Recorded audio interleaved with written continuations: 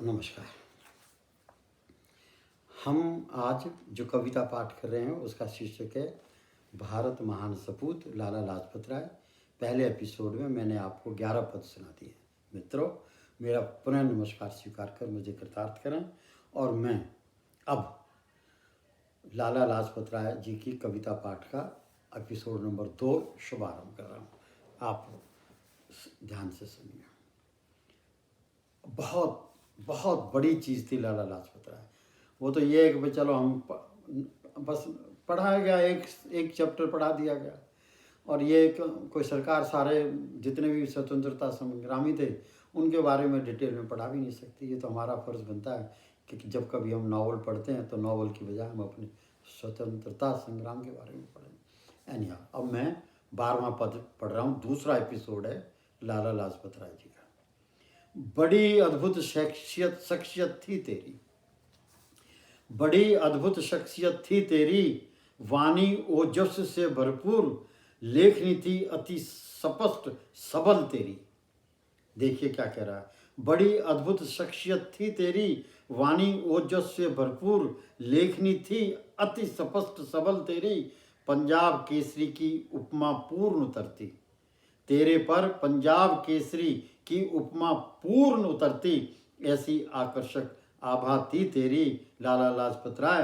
तू रंजीत सिंह का समकालीन तो नहीं था, तू राजा रंजीत सिंह का समकालीन तो नहीं था, पर समकक्ष थी बहादुरी तेरी, पर समकक्ष थी बहादुरी तेरी।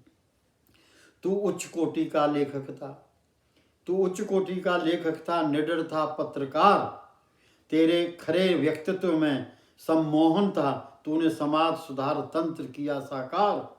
मैं फिर पढ़ता हूँ। तू उच्च कोटि का लेखक था, निडर था पत्रकार, तेरे खरे व्यक्तित्व में सम्मोहन था, तूने समाज सुधार तंत्र किया साकार। तेरे मन के निर्मल प्रकाश ने, तेरे मन के निर्मल प्रकाश ने, तेरे मन के निर्मल प्रकाश ने मानवीय हृदय का सोपान किया है। तेरा है आभार, तूने भारतीयता के आभा मंडल को, तूने भारतीयता के आभा मंडल को आच्छादित किया निजी व्यवहार से ज्योतिर्मान। धन्यवाद है तेरा लाला लाजपत राय महान। 14वां। कैसे बन गया एक दुर्बल शरीर शेरे पंजाब, कैसे बन गया एक दुर्बल शरीर शेरे पंजाब, क्या कारण था एक लाला बन गया पंजाब केसरी के स्वाभिमान की आन बान। कैसे गंगा जैसा निर्मल व्यक्तित्व का सज्जन पुरुष, गुलामी विरुद्ध युद्ध की शान। आओ जाने वो प्रदर्श्य, आओ आज जाने वो परिदृश्य, जो छाया था गुलाम भारत के क्षितिज पर, जैसे हो क्षितिज स्वयं ही, जैसे हो क्षितिज वह आसमान। जब जन्म हुआ इस भारत के स्वाभिमानी सपूत का, जब जन्म हुआ इस भारत के स्वाभिमानी सपूत का, भारतीय सभ्यता संस्कृति धूल मिल हो चुकी थी और शासन था बर्तानिया का। मानवीय वैदिक पद्धति जर्जर हो गई थी और जब जोर था फिरंगी का, और तो और भारतीय संस्कृति भी दम तोड़ रही थी जब बोलबाला था पाश्चात्य रंग और जमाल का। 16 पैराग्राफ। गुलाम भारतीयों की तौहीन, गुलाम भारतीयों की तौहीन सभी मानवीय मापदंडों को शर्मसार करने लगी थी। गुलाम भारतीयों की तौहीन अंग्रेजों के हाथों सभी मानवीय मापदंडों को शर्मसार करने लगी थी। होटलों के प्रवेश द्वार पर लिखा रहता था, इंडियन डॉग्स नॉट अलाउड। अज्ञानता, अशिक्षा और परछाइयाँ इतनी गहरी थी जिनका था न अनुमान कोई। अंग्रेजों के दमन चक्र शोषण प्रवृत्ति ने ढाए थे ऐसे कहर, भारतीयों का नहीं था सम्मान कोई, भारतीयों का नहीं था सम्मान कोई। अब मैं 17वां पढ़ रहा हूँ। चहुं दिशाओं में घोर निराशाओं के बादल छाए थे, चहुं दिशाओं में घोर निराशाओं के बादल छाए थे। कुलीन भारतीय वर्ग की गुलामी प्रति उदासीनता ने गिने चुने लड़ाकुओं के निराशा के छक्के छुड़ाए थे, कौन उठाए आज़ादी का झंडा, ऐसे कठिन प्रश्न दिलो दिमाग में छाए थे।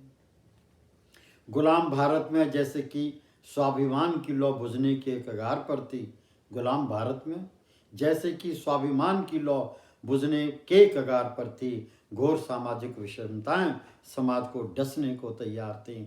कुछ भारतीय इतने संपन्न सुशिक्षित कि धारा प्रवाह अंग्रेजी में वार्तालाप करते थे, कुछ ऐसे साधनहीन जो जानवरों से भी बदतर जीवन निर्वाह करते थे। 19वां, ऐसे में जन्मा एक सितारा। ऐसे में जन्मा एक सितारा, एक इंसानी बब्बर शेर मत वाला। ऐसे में जन्मा एक सितारा, एक इंसानी बब्बर शेर मत वाला, एक भारत का दीवाना, एक अंग्रेजियत का घोर शत्रु त्यागी परवाना, एक गरीबों का मसीहा, एक असहायों का सार्थक, टूटी नैया का खेवैया, एक योद्धा, एक वीर हिमालय जैसा मान, जिसे गुलाम भारत ने माना अपनी आन बान शान।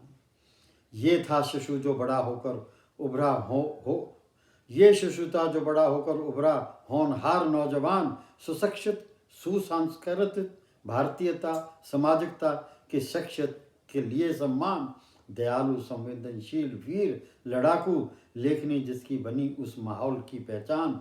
नाम उसका था लाला लाजपत राय, पिता राधा कृष्ण, पिता में राधा राम के खानदान की आन बान। धन्यवाद।